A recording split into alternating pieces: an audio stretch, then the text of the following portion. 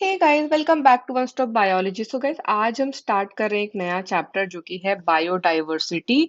और biodiversity and conservation का chapter है आपका क्लास ट्वेल्थ का, है ना। तो क्लास ट्वेल्थ का चैप्टर 15। तो बेसिकली गाइस हम क्या है, ऑलमोस्ट एंड पर पहुंच चुके हैं। क्लास ट्वेल्थ के दो और चैप्टर रह गए हैं, 15th और 16th, है ना। जिसमें हम biodiversity, conservation and environmental issues के बारे में पढ़ने वाले हैं। तो गाइस, इससे पहले हम ये स्टार्ट करें, अगर आप चैनल पर नए हैं और आपने चैनल को सब्सक्राइब नहीं किया है अभी तक, तो प्लीज चैनल को सब्सक्राइब करके बेल आइकन प्रेस कर दीजिए, सो दैट आपको सारे अपडेट्स मिलते रहें। और वीडियो को लाइक करना नहीं भूलिए, अपने फ्रेंड से शेयर जरूर कीजिए अगर आपको वीडियोस मेरे अच्छे लगते हैं तो। और अपना फीडबैक जरूर दीजिए वीडियो के कमेंट में। तो चलिए गाइस, शुरू करते हैं बायोडाइवर्सिटी के बारे में कुछ पढ़ना। तो बेसिकली बायोडाइवर्सिटी का सबसे पहले मतलब समझना जरूरी है ना। तो बायोडाइवर्सिटी में एक वर्ड है डाइवर्सिटी, है ना। उसका एक पार्ट है डाइवर्सिटी। क्या मतलब होता है डाइवर्सिटी का? इसका मतलब होता है अलग अलग तरीके की वैरायटी होना, है ना। तो जब भी हम बात करते हैं अर्थ की, तो हम क्या बोलते हैं कि कितने सारे तरीके की वैरायटी है लिविंग ऑर्गेनिजम्स की, है ना। अगर आप सारे लिविंग ऑर्गेनिजम्स को छोड़ भी दीजिए, सिर्फ ह्यूमंस की भी बात करेंगे, तो आपको दिखेगा कितनी रिच वैरायटी है ह्यूमंस की पूरे अर्थ पे, है ना। हर जगह पर, हर अलग अलग तरीके के हैबिटेट में, हर अलग अलग तरीके के इकोसिस्टम में आपको अलग अलग तरीके के ह्यूमन बीइंग्स देखने को मिल जाएंगे, है ना। तो जब ह्यूमंस की इतनी ज्यादा रिचनेस हमें दिखती है ना, इतने अलग अलग तरीके के, है ना, दिखते हैं, तो आप सोचिए कि अगर हम सारे एनिमल्स की बात करें, है ना, तो कितनी ज्यादा वैरायटी हमें मिलेगी ओवरऑल लिविंग ऑर्गेनिजम्स की पूरे अर्थ पे। ठीक है। तो अगर हम इसी की बात करें, है ना, तो बेसिकली यही लिविंग ऑर्गेनिजम्स की डाइवर्सिटी की जब हम बात करते हैं, तो उसको बोलते हैं बायोडाइवर्सिटी। ठीक है। आज हम थोड़ा सा कॉमन चीजें पढ़ेंगे कि बायोडाइवर्सिटी का मतलब क्या है और इसके इम्पोर्टेंट पार्ट्स क्या हैं। ठीक है। अब गाइस, अगर हम बायोडाइवर्सिटी की बात कर ही रहे हैं, तो कुछ डेटा भी देखेंगे। जैसे कि आप के लिए बिलीव करना बहुत ही मुश्किल होगा कि एंड्स, है ना, एंड्स की 20,000 स्पीशीज अलग अलग अर्थ पे अवेलेबल हैं। बीटल्स, बीटल्स तो और भी ज्यादा, 3 लाख स्पीशीज बीटल्स के, है ना। वैसे ही फिशेस, 28,000 स्पीशीज आपको फिशेस के दिख जाएंगे। या फिर प्लांट्स पे आते हैं, ऑर्किड्स, बहुत ही प्यारे फ्लावर्स, है ना, उसके भी कुछ 20,000 स्पीशीज अलग अलग आपको पूरे अर्थ पे मिल जाएंगे। तो आप देख रहे हैं कि एक एक पर्टिकुलर एनिमल स्पीशीज के कितने वैरायटी आपको देखने मिलेंगे, है ना। और इसी को हम बोलते हैं बायोडाइवर्सिटी, इतनी इमेंस वैरायटी होना लिविंग ऑर्गेनिजम्स के अंदर। ठीक है। तो इसका क्या मतलब है कि जो बायोस्फीयर है, पूरा जो अर्थ है, इस पे सिर्फ स्पीशीज लेवल पर ही ये वैरायटी नहीं है ना। इवन आपके बायोलॉजिकल ऑर्गेनाइजेशन जो है, चाहे वो मैक्रो मॉलिक्यूल्स हो सेल के अंदर या फिर पूरे बायोम में, इनमें भी वैरायटी है ना।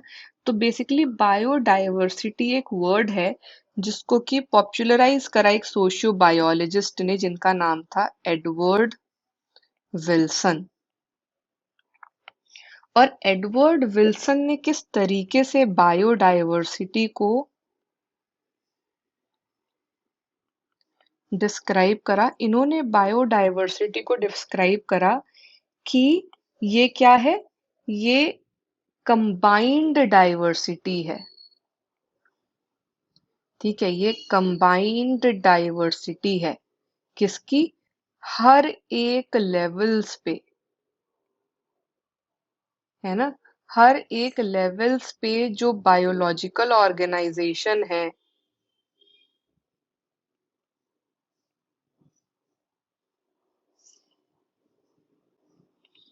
ना, उसकी कंबाइंड डाइवर्सिटी को ही हम बायोडाइवर्सिटी बोलते हैं। अब बेसिकली अगर हम इम्पोर्टेंट, सबसे इम्पोर्टेंट डाइवर्सिटी पढ़ेंगे, है ना। तो हम तीन तरीके की डाइवर्सिटी पढ़ते हैं जो बोलते हैं सबसे इम्पोर्टेंट है। पहला होता है जेनेटिक डाइवर्सिटी, जेनेटिक लेवल पे जो डाइवर्सिटी हमें मिलती है ना, बोलते हैं जेनेटिक डाइवर्सिटी। दूसरा होता है स्पीशीज की डाइवर्सिटी, कितने अलग अलग तरीके के स्पीशीज हमें दिखते हैं, ठीक है, तो स्पीशीज डाइवर्सिटी। और तीसरा होता है इकोलॉजिकल, अलग अलग तरीके की इकोलॉजी में आपको डाइवर्सिटी दिखेगी, ठीक है, तो इकोलॉजिकल डाइवर्सिटी। अब एक बार सबसे पहले तो हम क्या करेंगे, सबसे पहले तो हम इनका अलग अलग मतलब समझेंगे। सबसे पहले देखते हैं जेनेटिक डाइवर्सिटी का क्या मतलब है।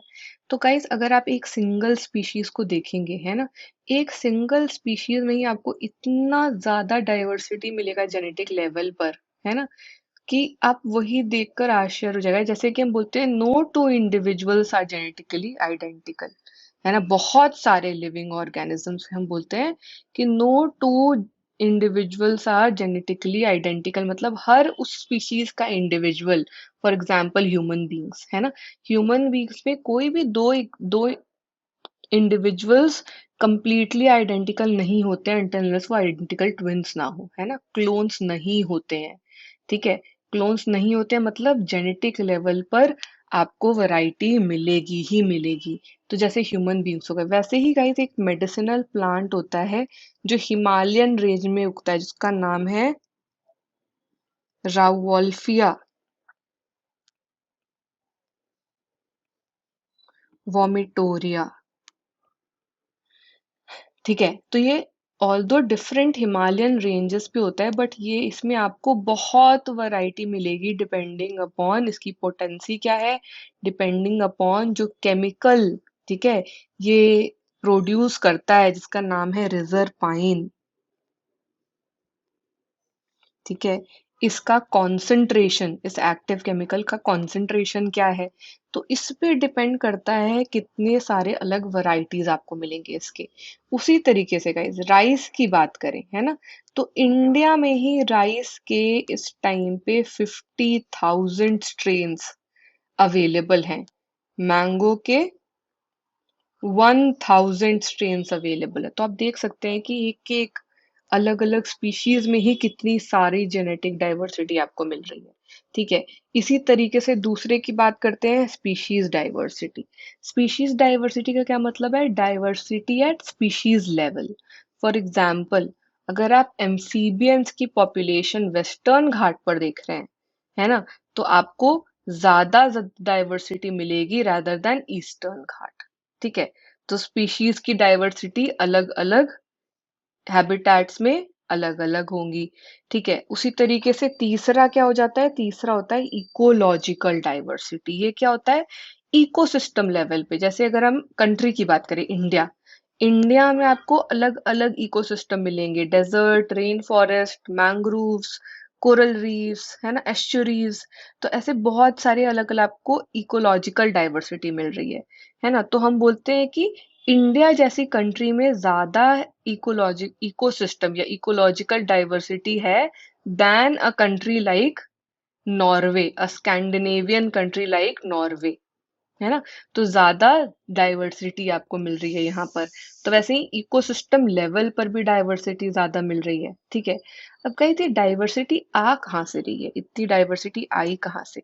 तो बेसिकली इस डाइवर्सिटी, है ना, इस रिच डाइवर्सिटी को अक्यूमुलेट करने में millions of years of evolution का टाइम लगा है, ठीक है, बहुत सारे सालों तक इवॉल्व होता रहे सब कुछ, और धीरे धीरे करके ये डाइवर्सिफिकेशन हुआ है ना।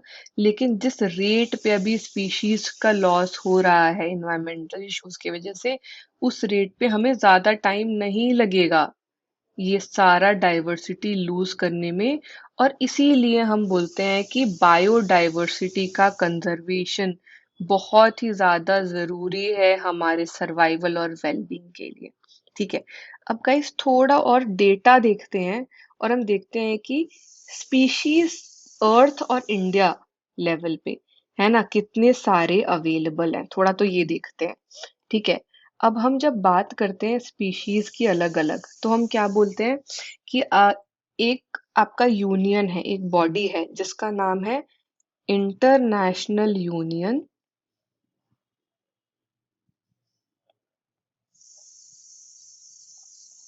ऑफ कंजर्वेशन ऑफ नेचर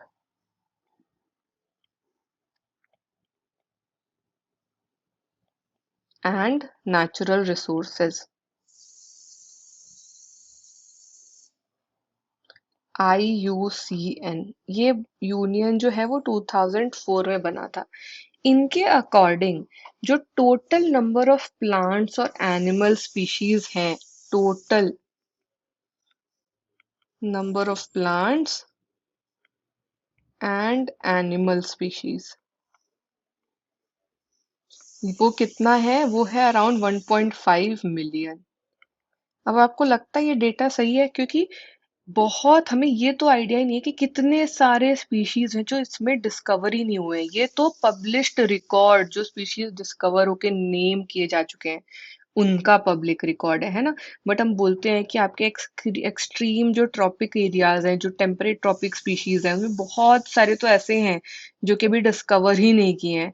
और उसी के वजह से हम एक एस्टिमेट देते हैं, है ना, कि टोटल जो स्पीशीज एक्चुअली है वो 20 to 50 मिलियन हो सकता है। और इवन रॉबर्ट मे, है ना, एक इकोलॉजिस्ट हैं जिनके around global species diversity 7 million के अराउंड है ना। तो इवन अगर हम 7 मिलियन भी कंसिडर करते हैं तो अभी हमने 1.5 मिलियन स्पीशीज ही डिस्कवर किए हैं, है ना। और अब अगर हम इस टोटल डेटा को डिवाइड करें तो बेसिकली इस टोटल में एनिमल्स ज्यादा हैं, है ना, जो हमने डिस्कवर किए हैं अराउंड 72% है, और प्लांट्स अराउंड 22% है। अब ठीक है, जो आपके इवन एनिमल्स हैं, ठीक, उसमें इंसेक्ट्स 70% है टोटल का। ठीक है, तो हम बोलते हैं कि out of every 10 animal 7 are insects.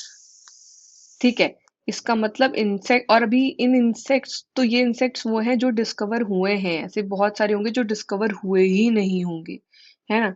तो यहाँ पर गाइस आप ये जो चार्ट देख रहे हैं, ठीक है, यहाँ पर ये आपको क्या दिख रहा है कि अगर हम प्लांट्स की बात करें तो एक तो फंजाई, है ना। फंजाई का हम बोलते हैं कि ऑलमोस्ट जो नंबर है ओवरऑल डाइवर्सिटी का, वो total of fishes, amphibians, reptiles और मैमल्स से ज्यादा है। ठीक है, तो फंजाई का आप देख रहे हैं बहुत ज्यादा है, एंजियोस्पर्म्स फ्लावरिंग प्लांट्स का बहुत ज्यादा है, और उसके बाद एल्गी है, थोड़ा सा लाइकन, मॉसेस और फर्न्स भी है। फिर इनवर्टिब्रेट्स पे आ जाता है तो सबसे ज्यादा है, जैसा कि हमने बोला, है ना, इंसेक्ट्स हैं। उसके बाद और एनिमल ग्रुप्स भी हो सकते हैं, मोलस्क्स और क्रस्टेशियंस हैं। वर्टिब्रेट्स में आते हैं तो फिशेस ऑलमोस्ट 50% दिख रही हैं। उसके बाद हैं बर्ड्स, उसके बाद है रेप्टाइल्स, और मैमल्स और एम्फीबियंस ऑलमोस्ट इक्वल दिख रहे हैं। ठीक है, तो अभी ये तो हम एक एस्टिमेट लगा रहे हैं जो हमने खोजे हैं। अभी इसके अलावा जो प्रोकैरियोटिक स्पीशीज हैं उसका तो कोई डेटा ही अभी हमारे पास इतना लेजिट, इतना लेजिबल नहीं है। तो बायोलॉजिस्ट अभी कितने सारे प्रोकैरियोटिक स्पीशीज है उसके लिए तो श्योर ही नहीं है। ठीक है, अब आते हैं इंडिया पे। इंडिया की बात अगर हम करते हैं गाइस, तो एक चीज जो बहुत इंपॉर्टेंट है कि इंडिया का अगर आप लैंड कवर देखेंगे ओवरऑल का, तो 2.4% के अराउंड, है ना, वर्ल्ड का लैंड एरिया इंडिया में है।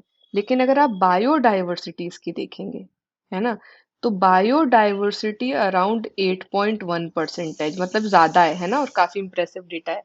और इसीलिए इंडिया को जो वर्ल्ड के 12 मेगा डाइवर्सिटी कंट्रीज हैं उनमें से एक माना जाता है। तो अगर हम बात करें स्पीशीज की तो अराउंड 45,000 प्लांट्स, और इसका double, so around 90,000 animal species, है ना, इंडिया में रिकॉर्ड किए गए हैं। ठीक है, अब जो टोटल में का जो ग्लोबल एस्टिमेट था, है ना, उसमें 22% ऑफ टोटल स्पीशीज इंडिया में रिकॉर्ड किए गए हैं। ठीक है, तो इसकी वजह से बेसिकली इंडिया एक हब माना जाता है बायोडाइवर्सिटी का इंडिया एक बहुत ही इम्पोर्टेंट पार्ट माना जाता है इस बायोडाइवर्सिटी का। सो गाइस आई होप आपको ये बायोडाइवर्सिटी का कॉन्सेप्ट क्या है ना, क्या क्या इंपॉर्टेंट इसके एस्पेक्ट्स हैं जिसके बेसिस पे हम देखते हैं डाइवर्सिटी, और कुछ डेटा जो हमने डिस्कस करा वो अच्छे से समझ आया होगा। अगर आया है तो वीडियो को ज़रूर लाइक कीजिए और अपने सारे फ्रेंड से शेयर कर दीजिए। और गाइज अगर आपको कोई भी डाउट है तो आप मेरे से डाउट ज़रूर डिस्कस कर सकते हैं वीडियो के कमेंट सेक्शन में मैसेज करके, या फिर व्हाट्सएप पर मैसेज करके। व्हाट्सएप का नंबर मैंने डिस्क्रिप्शन में दिया हुआ है। और हाँ गाइज, अगर आप नए हैं चैनल पे और आपने चैनल को अभी तक सब्सक्राइब नहीं किया है तो ज़रूर सब्सक्राइब करके बेल आइकन प्रेस कर दीजिए सो दैट आपको सारे अपडेट्स मिलते रहें। Thanks for watching this video guys, मिलते हैं नेक्स्ट वीडियो में। Bye bye, take care.